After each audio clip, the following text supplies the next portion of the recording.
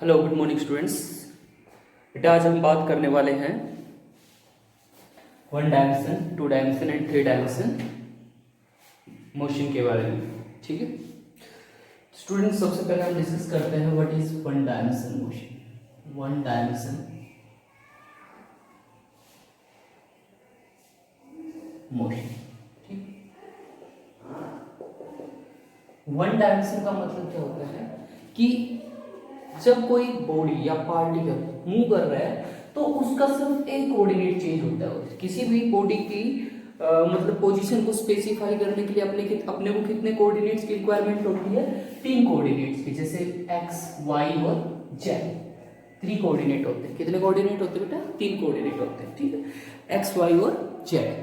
तो यदि आपके पास इनमें से कोई भी एक चेंज हो रहा हो, फॉर एग्जाम्पल जैसे मान लो हमारे पास दिया हुआ है कि भाई पार्टिकल है वो यहां से 3, 4, 5 से चलता हुआ कहां पे चला गया?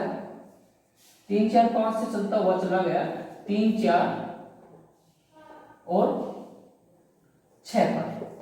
तो इसके कितने कोऑर्डिनेट चेंज हुए? How much coordinate change? तो बेसिकली इसके जो कोऑर्डिनेट्स चेंज हुए हैं वो एक कोऑर्डिनेट चेंज हुआ है जेड, बाकी एक्स और वाई एज इट इज है। एक्स और वाई क्या है? सेम है। इट मींस कि बेटा ये जो मोशन है अपने पास कौन सा मोशन है? One dimension motion. कि कौन सा मोशन है? One dimension. तो हम यहाँ पे क्या बोलेंगे कि if only one coordinate changes during the motion of body, then it is called one dimension motion. One dimension motion, ठीक है। तो हम उसको क्या बोलेंगे? वन डायमेंशन मोशन करेंगे, ठीक है। अगर हम बात करते हैं टू डायमेंशन मोशन की, two dimension motion, two dimensional motion, यदि दो कोऑर्डिनेट चेंज होते हैं, यहाँ पे क्या है? दो कोऑर्डिनेट चेंज हो रहे हैं। जैसे ये 3, 4 ये कितना हो जाता? हमारे पास 3 होता, तो कितने कोऑर्डिनेट चेंज हो गए? 3, एक ये हो गया, वाई भी हो गया, ठीक है। तो ये कौन सा मोशन होगा? टू डायमेंशन मोशन होगा, ठीक है।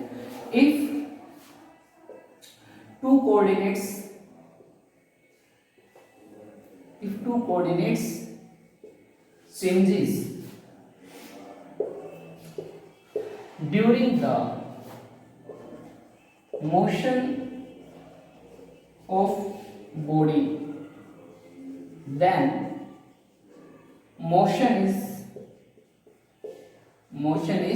called two dimension, two dimension। उस मोशन को हम क्या कहेंगे? To dimensional motion. एग्जाम्पल क्या दे सकते हैं इसका? एग्जाम्पल दे सकते हैं बेटा हम इसका कि जो सांप चलता है ना, सबने देखा हो, ठीक है, moving of a snake, moving of a snake is, ठीक है, इज टू डायमेंशनल मोशन। सांप जो चलता है वो किस टाइप का मोशन होता है? टू डायमेंशनल मोशन होता है, ठीक है। ओके स्टूडेंट्स, अब बात करते हैं थ्री डायमेंशनल मोशन की। तो थ्री डायमेंशन में क्या होता है बेटा? सेम टू सेम है। अगर तीन कोऑर्डिनेट चेंज हो जाए, कितने कोऑर्डिनेट चेंज हो जाए? तीन कोऑर्डिनेट, ठीक है।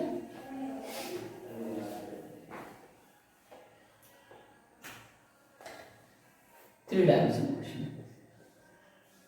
Three dimensional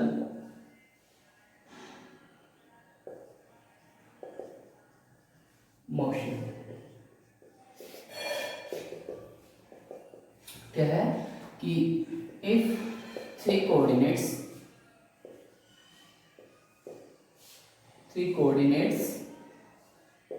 changes during the motion of the body, then it is then it is called three dimensional motion, three dimensional motion. तो उसको हम क्या कहेंगे, थ्री डायमेंशनल मोशन कहेंगे। ठीक है, तो एग्जांपल क्या दे सकते हैं भैया थ्री डायमेंशन का, हवाई जहाज का चलना। ठीक है, क्या बोल सकते हैं एग्जांपल में, flying of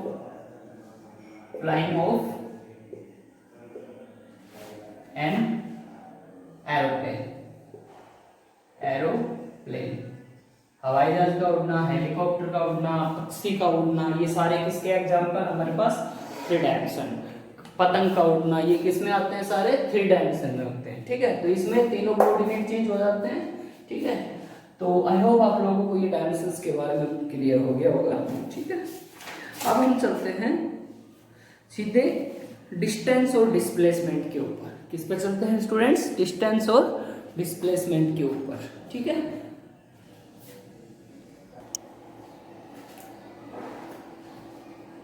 distance and displacement.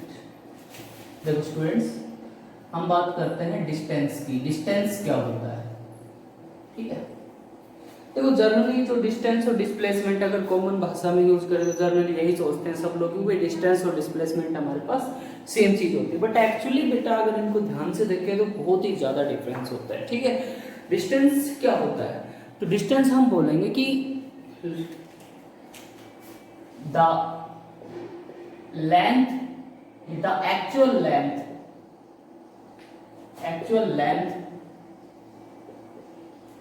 of the path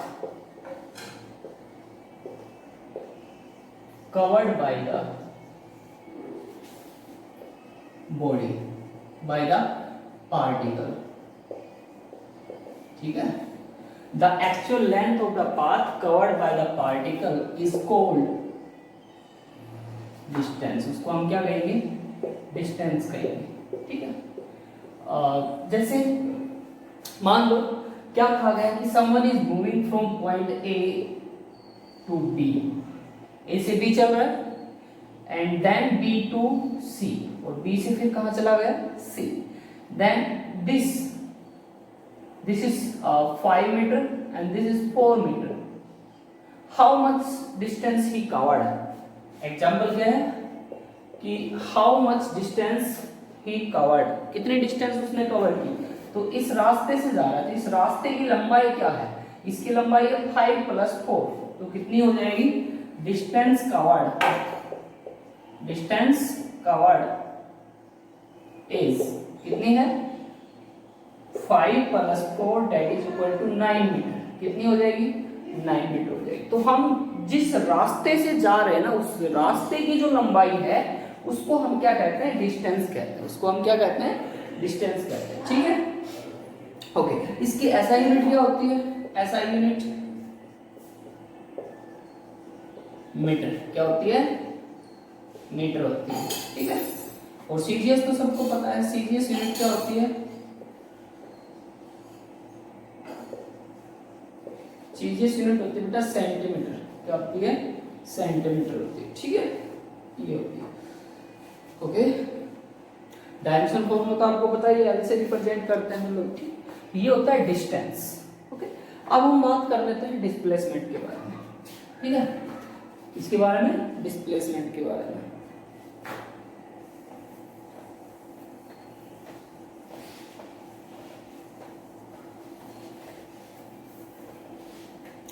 displacement,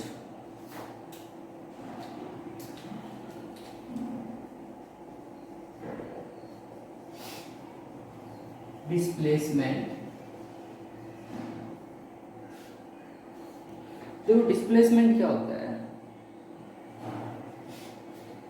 displacement होता है the shortest distance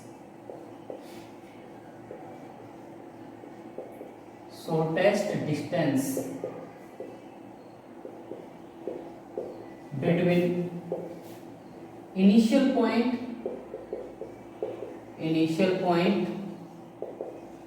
and final point।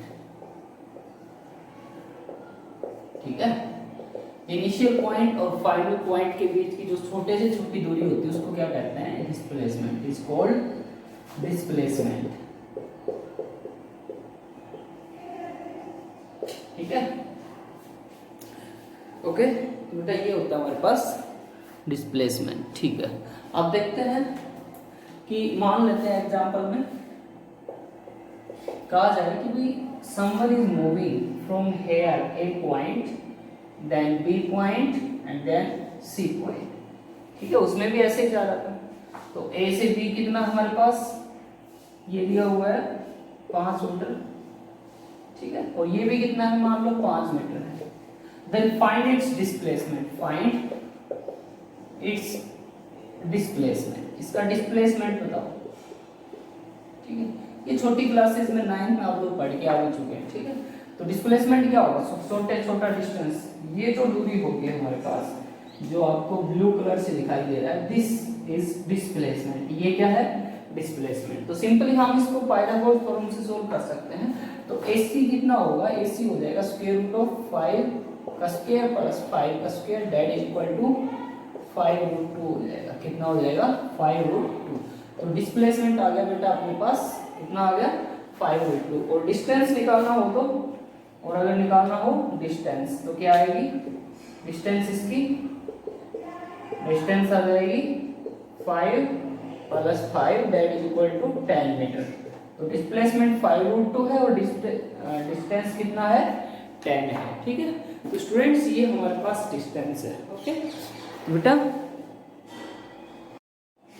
तो अगर हम इसकी SI यूनिट की बात करें तो इसकी SI यूनिट क्या होगी, सेम SI यूनिट क्या होगी इसकी भी, इसकी SI यूनिट भी हमारे पास मीटर होती है। क्या होती है, मीटर होती है। CGS यूनिट क्या होती है, सेम होती है। CGS यूनिट क्या होती है, सेंटीमीटर। क्या होती है, सेंटीमीटर। ठीक है बेटा, ये हमारे पास डिस्टेंस और डिस्प्लेसमेंट है। ठीक है, अब इनके बीच में डिफरेंस कर लेते हैं। और ये डिफरेंस है हमारे पास, इनकी प्रॉपर्टीज के बारे में भी बताएगा ये अपने पास। ठीक है, ये अपने को याद रखना है, इंपॉर्टेंट है। इनकी प्रॉपर्टीज के बारे में मेन ये डिफरेंस बताता है। ठीक है, इसलिए मैं इन चीजों को करवा रहा हूँ क्योंकि मैंने प्रॉपर्टीज अलग से नहीं लिखवाई है। Difference between distance and displacement, difference between distance and displacement. Distance और डिस्प्लेसमेंट में डिफरेंस की बात कर रहे हैं। डिस्टेंस किस में बात कर रहे हैं, डिस्टेंस और डिस्प्लेसमेंट। ठीक है, तो पहला एक तरफ ले लेते हैं डिस्टेंस, 2 कॉलम बना लेते हैं। एक तरफ ले लिया हमने डिस्टेंस और दूसरी तरफ ले लिया हमने डिस्प्लेसमेंट। ठीक है, देखते हैं एक बार पहला जो है, सबसे पहला डिस्टेंस क्या है हमारे पास, स्केलर क्वांटिटी है, स्केलर क्वांटिटी। ठीक है, और ये जो हमारे पास वेक्टर क्वांटिटी है, कैसी है, वेक्टर क्वांटिटी। ये स्केलर और वेक्टर क्वांटिटी बेटा आप लोग पढ़ चुके हो, मैंने पहले चैप्टर में करवा दिया आप लोगों को। ठीक है, तो ये स्केलर हो गई, ये वेक्टर हो गई। ठीक है, दूसरा डिस्टेंस क्या होती है, ऑलवेज पॉजिटिव। ये क्या होती है, ऑलवेज पॉजिटिव। और ये क्या होती है, may be positive, may be positive, negative and zero, and zero. ये जीरो भी हो सकती है। ठीक है, ये मैं बताऊंगा आप लोगों को अभी। ठीक है, जीरो कैसे हो सकती है बेटा, आप लोगों को अलग से एक बार समझ लो। ठीक है, जैसे कहा जाए कि भाई एक आदमी ए से चला बी पे गया और फिर बी से फिर ए पे आ गया। ठीक है, तो देखो जहां से चला था वहीं पे वापस आ रहा है, 4 मीटर चला और फिर 4 मीटर वापस आ गया, तो डिस्प्लेसमेंट कितना हो गया, 0 हो गया, बिकॉज जहां से चला था वहीं पे वापस आ रहा है। तो हम क्या करेंगे, देखो ये वेक्टर क्वांटिटी है। कौन सी क्वांटिटी है, वेक्टर क्वांटिटी। और वेक्टर क्वांटिटी हम इसको साइन के साथ लेंगे, 4 - 4 कितना हो जाएगा, 0, है ना।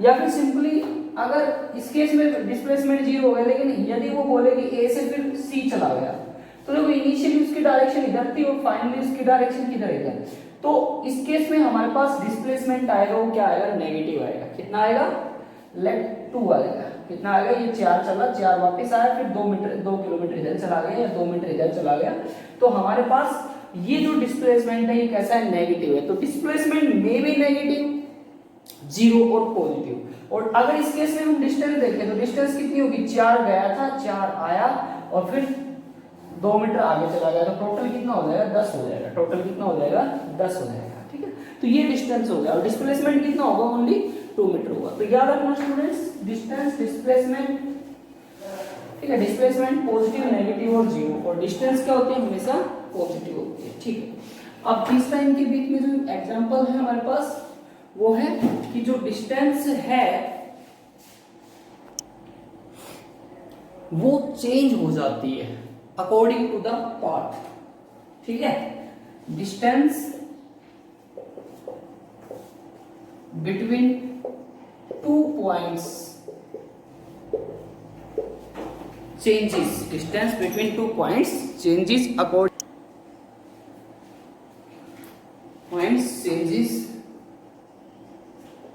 according to the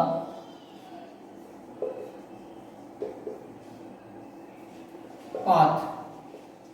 ठीक है, और डिस्प्लेसमेंट हमेशा फिक्स रहता है between 2 point. Displacement it always, या सिंपली ऐसे बोल सकते हो कि displacement always fix, it always remains same between 2 points, even after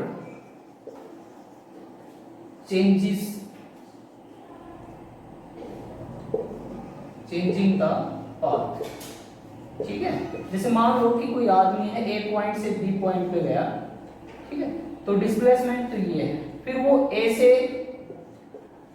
इसी रास्ते पे गया, तो डिस्टेंस भी यही है और डिस्प्लेसमेंट भी यही है, लेकिन यदि इस रास्ते से जा रहा है तो डिस्टेंस अलग हो गई है और डिस्प्लेसमेंट वही है, यदि वो इस रास्ते से जा रहा है तो डिस्टेंस फिर से चेंज होगी और डिस्प्लेसमेंट वही है।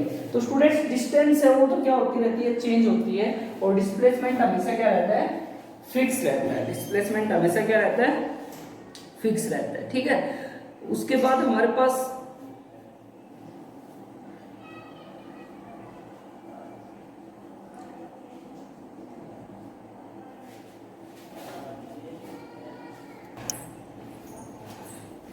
जो डिस्टेंस है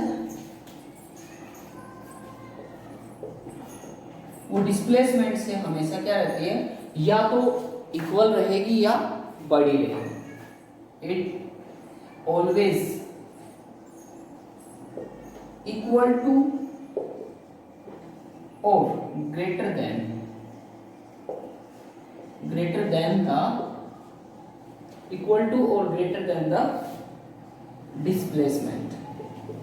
ठीक है, और यहां ये इट ऑलवेज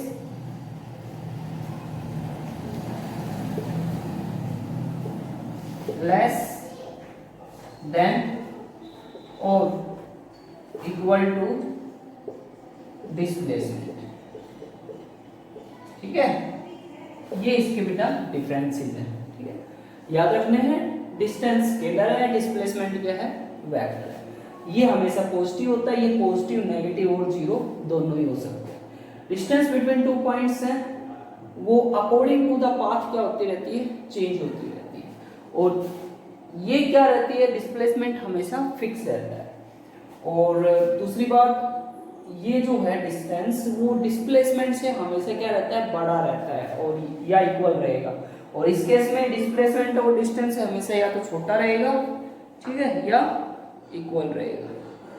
ठीक, अब आता है हमारे पास स्पीड के बारे में। ठीक है, वो हम पढ़ेंगे नेक्स्ट लेक्चर में। थैंक यू बेटा, हैव ए नाइस डे।